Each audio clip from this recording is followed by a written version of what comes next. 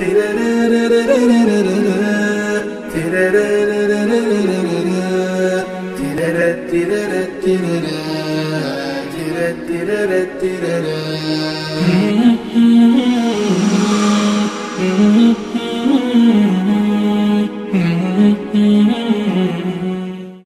الله الرحمن الرحیم. معلمی به مردم و بچه ها درس دادی انتظار احترام و ارزش نداشته باشه از جامعه. به مردم کمک کردی انتظار این نداشته باش که حتی بهت بگن دست در نکنه، لبخندی بزنن، تشکر کنن. اگر این انتظار رو در مقابل هر کار خوبی انجام دادی و این انتظار رو داشتی، این پاداشته. پیش خداوند هیچی نداری. رابطت رو با مردم نذار، رابطت با خدات باشه.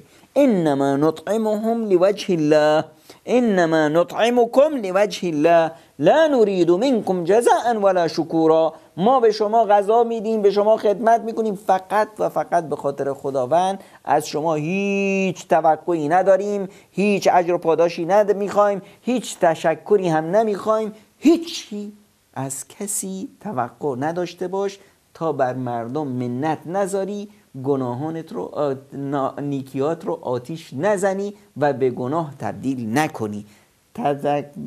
درخواست هر گونه انتظار از مردم باعث میشه که کل عبادتت ضایع بشه.